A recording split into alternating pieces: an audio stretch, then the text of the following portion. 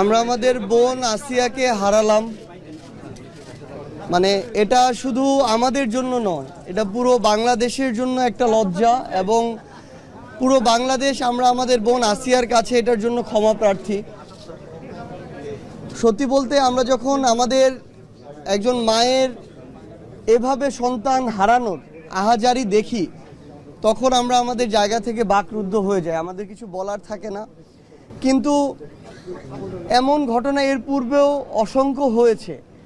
এখন সবচেয়ে বড় কথা হচ্ছে, অন্তর্বর্তীকালীন সরকার বলি, বাংলাদেশের যে সরকারে আসুক তার কথাই বলি না কেন, মানে আমাদের না এখন সবচেয়ে বড় দায়িত্ব, আমাদের বোনকে আমরা যেভাবে হারালাম এর জন্য যারা দায়ী তাদের সর্বোচ্চ দৃষ্টান্তমূলক যে শাস্তি, মৃত্যুদণ্ড, সেটাকে যে কোনোভাবে, যে 90 দিনের একটা সময় দেওয়া হয়েছে বেঁধে,